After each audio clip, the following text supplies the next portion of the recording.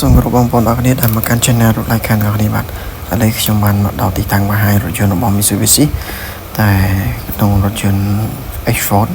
ដែលមានកម្លាំងម៉ាស៊ីន 1.5 សេសហើយ 1.5 លីត្របាទហើយរថយន្តនេះគឺមានទំហំប្រភេទ SUV ប្រភេទ compact ណាបាទហើយកញ្ចក់បាទកញ្ចក់មើលចំហៀងនេះគឺមានភ្លើងសម្រាប់បដិញចំហៀងស្រាប់បាទយើងបាច់តែច្រើនទេបាទឥឡូវខ្ញុំចូលបង្ហាញជាមួយនឹងទ្វារខាងចំហៀងនេះគឺលេងវាប្រភេទជ័របាទមិនមែនជាអីទេបាទជាប្រភេទជ័រហើយលើតាប់ឡូដែលបងប្អូនបានឃើញអញ្ចឹងបាទហើយរថយន្តនេះក៏មាន Cruise Control មានប្រើប្រភេទចលនាកង់មុខបាទហើយប្រភេទប្រើនេះប្រើ Cruise Control ក៏មានដែរបាទបងប្អូនបានឃើញអញ្ចឹងនៅក្នុង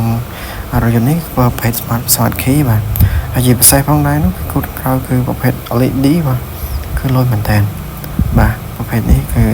ស័ក្តិសមសម្រាប់គ្រួសារដែលគាត់កំពុងតែប្រើប្រាស់ជាមួយរថយន្តថ្មីណាបាទការលេងរចនាម៉ូដថ្មីរបស់ Mitsubishi ក៏លុយដែរហើយជាពិសេសបាទខាងក្រោយនេះគឺមានបូម៉ូតូណាបាទបិទបើកតម្លាក់អូតូបានដែលយើងចុចទៅវាមានអូម៉ូតូក្រោយនឹងស្រាប់ហើយខាងក្រោយនេះក៏មានបាទដាក់ជាមួយនឹងកង់ស្គួរមួយក្របដែរ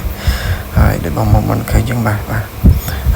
មានទំហំមានមកសមមុំវាមិនធំពេកហើយក៏មិនទូចដែរបាទមកល្មម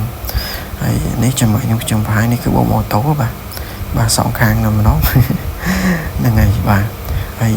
គឺបើយើងអាចចុចបិទបានដោយការប្រើប្រាស់បេតុងជាមួយនឹងបិទបូម៉ូតូនេះផ្ទាល់តែម្ដងណាបាទបងប្អូនអញ្ចឹងវាធ្លាក់មកស្រុបមកយើងបាច់កែទេបាទគឺមានអូតូយ៉ាងហ្មងណាហើយយើងមកសុំមើលបង្ហាញយើងខាងក្នុងវិញម្ដងបាទនិយាយទៅពូកវិញនិយាយពីពូកបាទគឺនេះដៃទ្វារបាទបើក្អីនេះពូកវិញគឺវាប្រភេទស្បែកបាទប្រភេទស្បែកវាអត់ជ្រាបទឹកទេគឺល្អមែនតើផ្នែកខាងមុខបាទហើយនៅជាមួយនឹងកណ្ដាលនេះក៏មានប្រភេទជា air conditioner បាទខ្យល់ត្រជាក់ណាបាទហើយនៅក្រោមនេះគឺមានដូច USB សម្រាប់ឆាចសម្រាប់សាកហ្នឹងមាន2ដូចផងដែរបាទដល់បងឃើញអញ្ចឹងហ្នឹងហើយ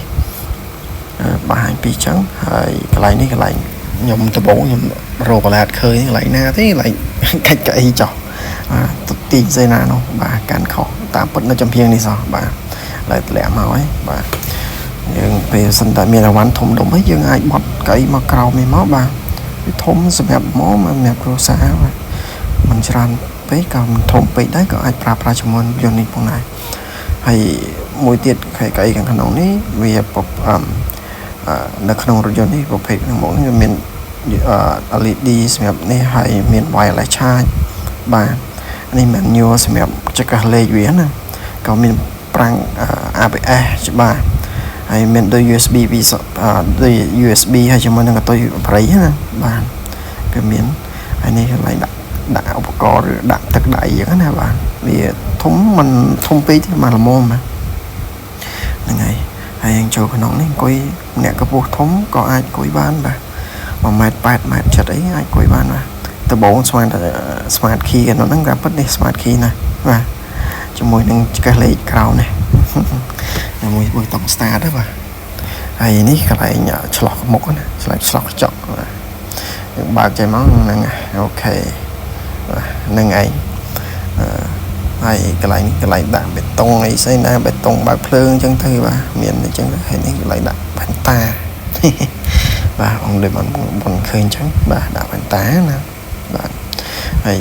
ប្រភេទកន្លែងនេះលយបាទជ្រុងលយប៉ុន្តែកន្លែងនេះប្រភេទជ័រទាំងអស់ណាបាទប្រភេទក្រុមជ័រនិយាយពីយ៉ាន់នេះយ៉ាន់ទំហំ18បាទយ៉ាន់នេះមិនយន្តយ៉ាន់18ប្រភេទលុយញោមបាទគឺលេងលុយមែនតើយើងមិនបាច់លេងថែមទេស្បកក៏អែមដែរបាទថ្មីហើយនិយាយពីតម្លៃរថយន្តនេះគឺមានតម្លៃ$39,900ណាហើយគេមានថែមអីមួយចំនួនច្រើនទៀតហើយបងប្អូនបានឃើញអញ្ចឹងលុយមែនតើបាទហើយនេះឈ្នួនគេឈ្នួនអីហ្នឹងទៅក៏មិនតែសម្រាប់កៅអីទូទៅកៅអីសងខាងហ្នឹងបែបមិនញូលបាទមិនថាកាច់ដៃណា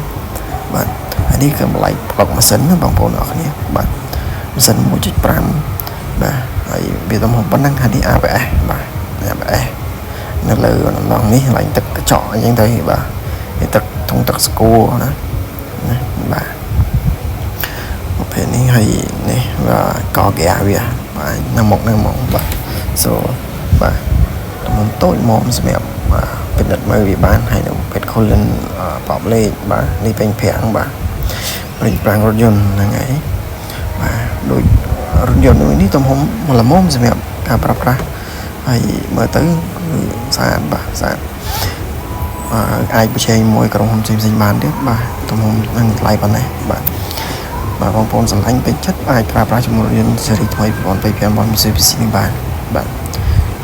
ហើយបើកាមេរ៉ាសម្រាប់កាមេរ៉ាគឺមានបងប្អូនអាចពិនិត្យមើលបានបន្ថែមទៀតនៅពេលដែលទៅឡើង showroom ណាអានេះកៅអីបាទកៅអីសម្រាប់ ផា menu ព្រោះតម្លៃវាគិតតាមតម្លៃដែរអញ្ចឹងណាគេកាត់បន្ថយជាមួយនឹងការចំណាយដែរអញ្ចឹងណាបងប្អូនអរនេះបាទកាច់ដៃប្រើដៃសងខាងណាបាទហើយបាទលើនេះមានអីបានបង្ហាញបងប្អូនដែរប៉ុណ្្នឹងអីដូចជាការបង្ហាញរបស់ខ្ញុំមានប៉ុណ្្នឹងបាទអរគុណច្រើនសម្រាប់ការទស្សនាបើមានអីមានចម្ងល់អីអាចសាកសួរក្នុង page ជាមួយនឹង Mitsubishi Cambodia បានអរគុណច្រើនបាយបាយ